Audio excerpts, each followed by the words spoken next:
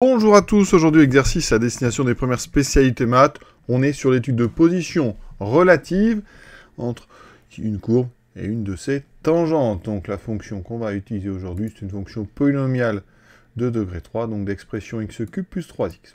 Voilà. Et donc sa courbe c'est CG, et elle est définie sur R, elle est dérivable, on le sait, les polynômes sont dérivables sur R, il n'y a aucun problème. Et donc première question, déterminer l'équation de la tangente qu'on va appeler T2 à la courbe de G au point d'abscisse 2.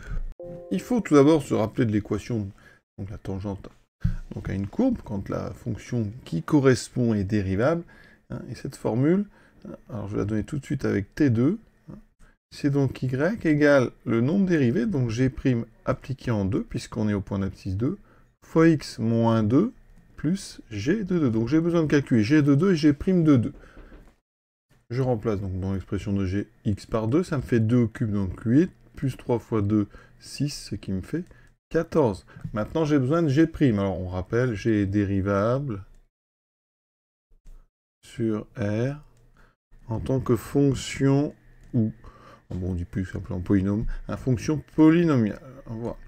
Donc, G', c'est très simple, on dérive x³, 3x2, à ce point de l'année, en général, on sait faire ça très bien, donc 3x2 plus 3, je calcule pour x égale 2, 3 fois 4, 12 plus 3, ce qui me fait 15. Donc, ça veut dire que G' de 2 fois x moins 2 plus G de 2, je vais le calculer comme ça me fait donc 15 fois x moins 2 plus 14, je développe, ça fait donc 15x, moins 30 plus 14, moins 30 plus 14, ça fait moins 16. Donc, conclusion, T2 a pour équation y, donc on met T2, 2 points, y égale 15x moins 16. On encadre le résultat sur sa copie. On va vérifier ça donc à la calculatrice. Donc là, je vais prendre une Casio, toutes les machines font ça, vous devez savoir faire ça d'ailleurs. C'est important, donc je rentre l'expression, je vais tracer les courbes, et ici je vais, sur une Casio, on va dans le sketch, ici, voilà, et je vais dans tangente, j'indique la valeur de x, donc x égale 2, et je rappelle une deuxième fois avec y égale 15x moins 16, donc mon calcul est bon, je peux continuer sereinement.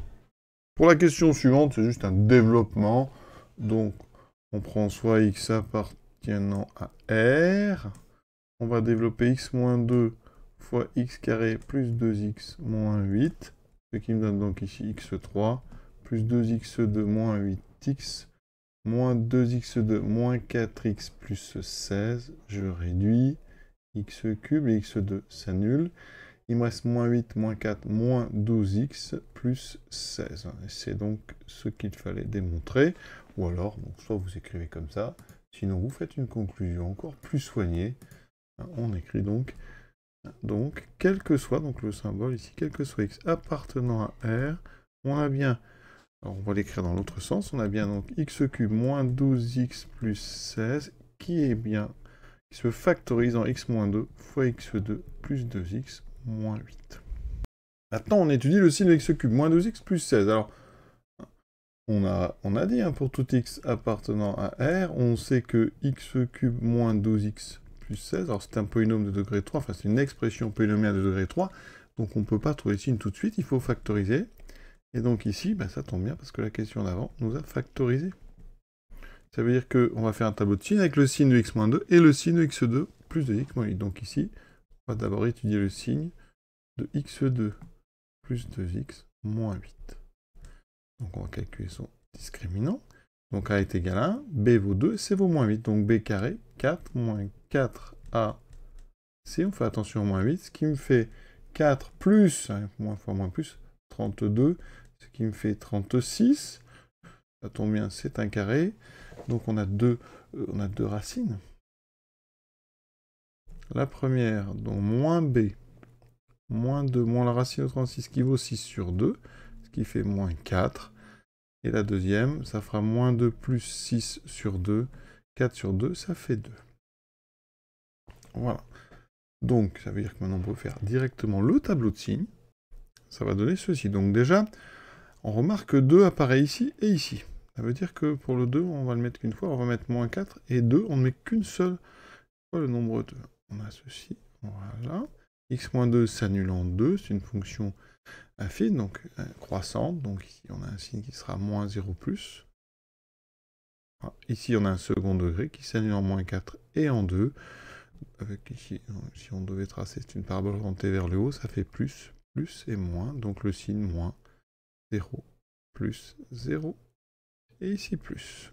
En déduire la position de la courbe de G par rapport à donc, la tangente. Alors, je rappelle que CG a pour équation y égale donc G de x, donc x cube plus 3x.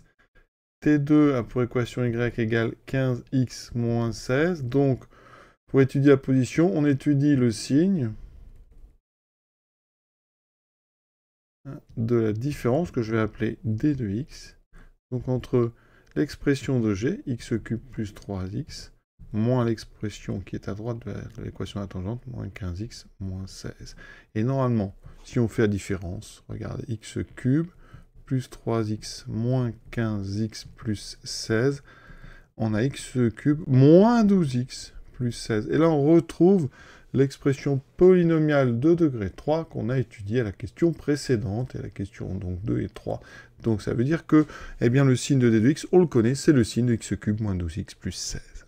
On a donc le tableau de signe de d de x, je recopie celui de la question précédente, moins plus plus, et maintenant, eh bien d de x, c'est donc g de x moins 15x moins 16, ça veut dire qu'ici, donc sur, on va dire, moins 4, 2, union 2 plus l'infini, d de x est positif strictement, donc eh bien, g de x est strictement plus grand que 15x moins 16, et donc CG est au-dessus, et on va préciser strictement, de T2. Sur moins l'infini, moins 4, ouvert ici à moins 4, t de x est négatif, donc g de x est plus petit strictement que 15x moins 16, donc CG est en dessous strictement de T2. Et ensuite, on va dire que CG et T2 se coupent au point d'abscisse, là où vous avez des zéros, donc au point d'abscisse moins 4 et 2. Et on peut remarquer que c'est normal que CG et T2 se coupent au point d'abscisse 2, puisque T2 est la tangente au point d'abscisse 2, justement. Rapidement, pour ceux que ça intéresse sur GeoGebra, voici la courbe en rouge de cette fonction G. En noir, la tangente au point d'abscisse 2, on voit bien ici, les deux se coupent bien au point d'abscisse moins 4 et 2. Et la position, vous voyez, au départ, donc la courbe de G est en dessous, ensuite elle passe au-dessus. C'est bien ce qu'on a trouvé. Dernière question, un petit peu indépendante de notre étude de position relative. Ici, déterminer les points de la courbe où la tangente est pareille à la droite d'équation y égale 6x plus 4. Donc ici, il faut rappeler que une tangente, donc tangente parallèle donc à cette droite que je vais appeler D, ça signifie quoi? Eh bien, ça signifie que la tangente a pour coefficient directeur 6. Donc, la tangente, ça veut dire que cette tangente, ou ces tangentes, a pour coefficient directeur 6. Donc, on cherche les abscisses de la courbe d'abscisse des points en lesquels donc la tangente a pour coefficient directeur 6, et le coefficient directeur d'une tangente, quand la fonction est dérivable, c'est le nombre dérivé, donc en lequel le nombre dérivé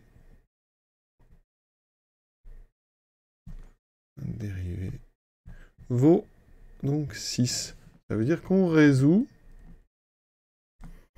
g' de x égale à 6. D'accord?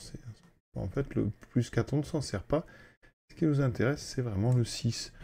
On a déjà g'. Ça veut dire qu'on résout donc 3x2 plus 3, ça c'est l'expression de g' de x, égale à 6. Ce qui me fait 3x2 égale 3. Ce qui fait x2 égale 1. Et donc, ça veut dire que c'est x égale 1 ou x égale moins 1. Alors, on vous demande les points, ça veut dire qu'on va aller chercher les coordonnées de ces points. D'accord? Donc, on va calculer g de 1. Donc, ça fait x cube 1 plus 3, ça me fait 4. g2 moins 1, ça me fait moins 1 plus moins 3, donc moins 1 moins 3, ça fait moins 4. Donc, eh bien, les points cherchés sont les points de coordonnées. Donc 1, 4 et moins 1, moins 4. Regardons rapidement ça sur GeoGebra. Voici ce que ça donne. Alors, je vais faire un petit zoom quand même. Donc, j'ai placé les points ici d'abscisse moins 1 et 1. J'ai tracé les deux tangentes. Vous voyez que les équations sont y6x moins 2, y6x plus 2. Et on voit bien, alors c'est pas une preuve évidemment, c'est graphique. Hein. On voit bien que c'est à cet endroit-là que les deux tangentes sont parallèles à notre droite ici, qui est tracée en pointillé bleu. Voilà. Donc ce petit exercice est terminé. Je vous souhaite une bonne fin de journée et à bientôt.